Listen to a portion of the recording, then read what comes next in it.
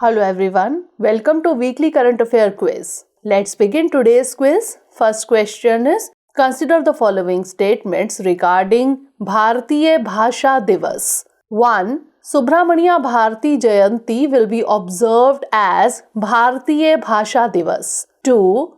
Subramania Bharati is also called Mahakavi Bharati. Which of the above statement or statements is or are correct? 1 only, 2 only, both 1 and 2, or neither 1 nor 2. The correct answer is option C, both 1 and 2. That is, both the statements are correct. UGC has asked all universities, colleges and higher education institutions to observe Bharatiya Bhasha Divas on 11th December. The Subramania Bharati Jayanti will be observed as Bharatiya Bhasha Divas. He is popularly known as Mahakavi Bharati. He was a pioneer of modern Tamil poetry. Next question is, consider the following statements regarding India Global Forum UAE 2022. 1. 2022 event is being held in India. 2. India signed CEPA with UAE in 2022. Which of the above statement or statements is or are correct? 1 only, 2 only, both 1 and 2, or neither 1 nor 2. The correct answer is option B, 2 only. External Affairs Minister S. Jaishankar inaugurated India Global Forum UAE 2022 on 12th December.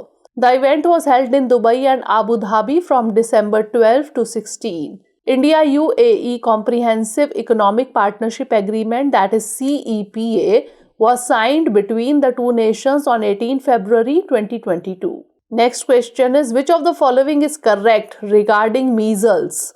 1. Measles is caused by a single-stranded RNA virus. 2. Single-dose vaccine against it is completely effective. It can infect animals too, or none of the above. The correct answer is option A. Measles is caused by a single-stranded RNA virus. Measles is caused by a single-stranded RNA virus with one serotype. Humans are the only natural host of measles virus. There is no specific treatment for measles, but the 2-dose vaccine against it is about 97% effective in preventing severe illness and death. Next question is, Sri Aurobindo was a prominent freedom fighter and a philosopher. He established Aurobindo Ashram in which of the following city? Kolkata, Puducherry, Kanyakumari, or Thiruvananthapuram. The correct answer is option B, Puducherry.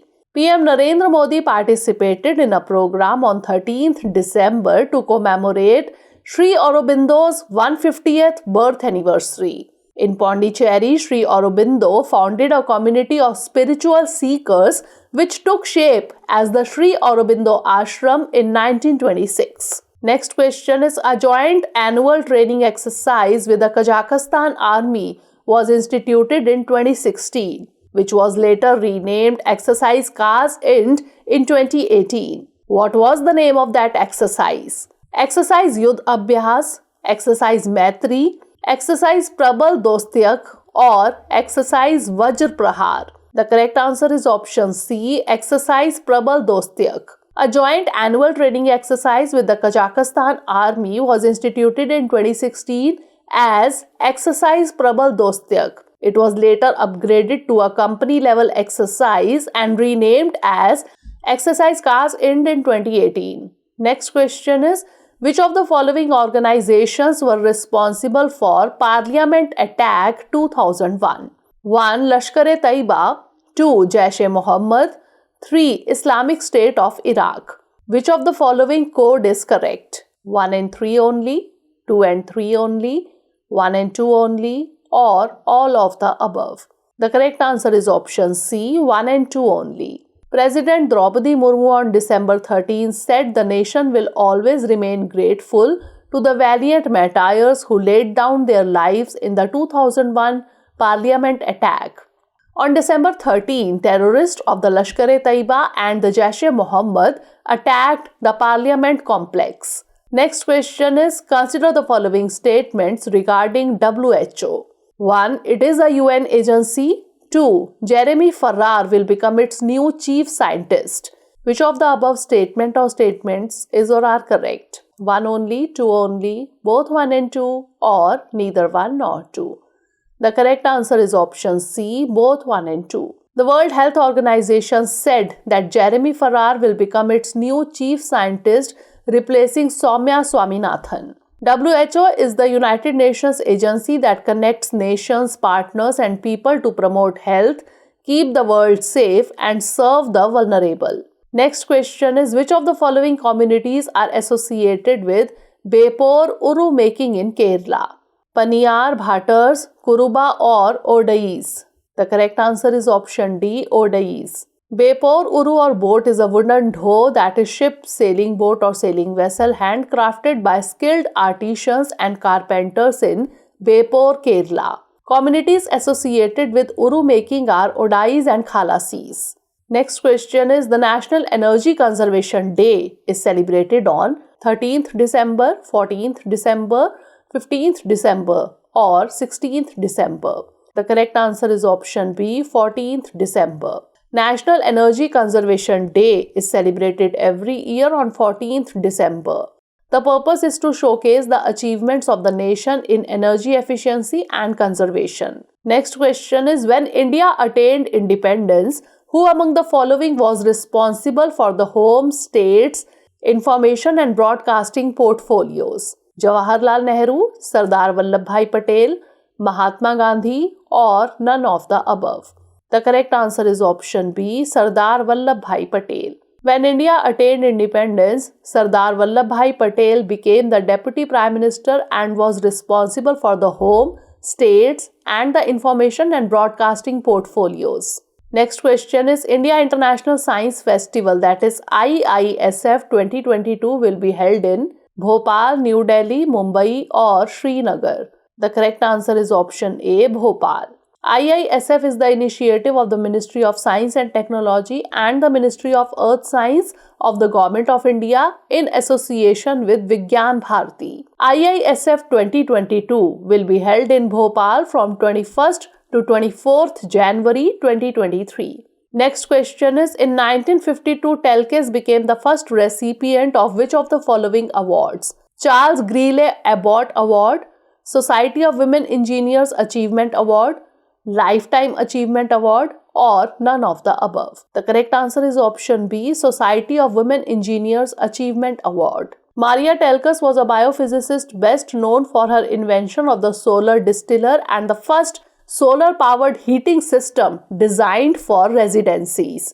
In 1952, Telkes became the first recipient of the Society of Women Engineers Achievement Award. Next question is, scientists at which of the following organization has developed an algorithm called SNEA score that classified 1000 supernovas caused by dying stars as they explode? ISRO, Caltech, SpaceX, or Skyroot Aerospace? The correct answer is option B, Caltech. Recently, Caltech astronomers developed a machine learning algorithm called SNEA score. This algorithm successfully classified 1000 supernovas caused by dying stars as they explode. Significantly, SNEA score classified its first supernova in April 2021. Next question is, which of the following ministry has set up 7 zonal cultural centers or ZCCs across India? Ministry of Cooperation, Ministry of Education, Ministry of Culture, or Niti Aayog? The correct answer is option C, Ministry of Culture. Recently, Ministry of Culture, Government of India has set up 7 zonal cultural centers, that is ZCCs. These centers aim to conserve and develop art, culture and crafts across the country. The centers have headquarters at Patiala, Nagpur, Udaipur, Prayagraj, Kolkata, Dimapur and Thanjavur. Next question is, which of the following medicinal plant species found in the Himalayas is used in China for the treatment of pneumonia?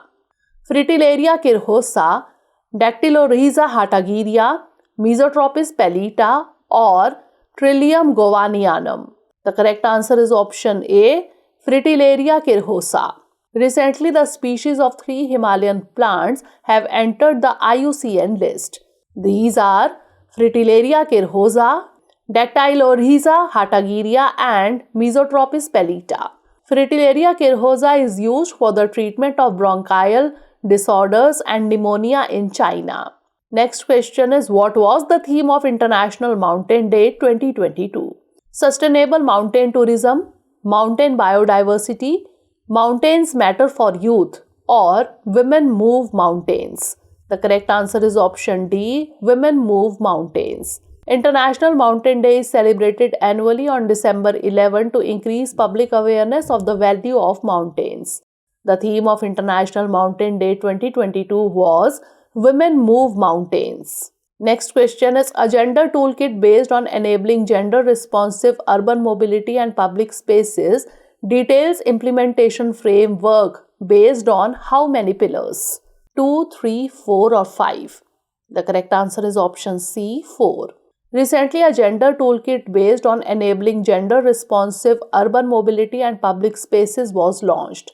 The toolkit is a 2-volume guide brought out by the World Bank that details a 4-pillar implementation framework for urban bodies to design a gender-responsive urban mobility. Next question is, where was the first Development Working Group meeting held from 13 to 16 December 2022? New Delhi, Mumbai, Bengaluru or Pune? The correct answer is option B, Mumbai. In connection with the first Development Working Group meeting in Mumbai from 13 to 16 December 2022, G20 Sherpa Shri Amitabh Kant outlined India's DWG G20 priorities and approach. Since 2010, the Development Working Group has been acting as a custodian of the development agenda in the G20.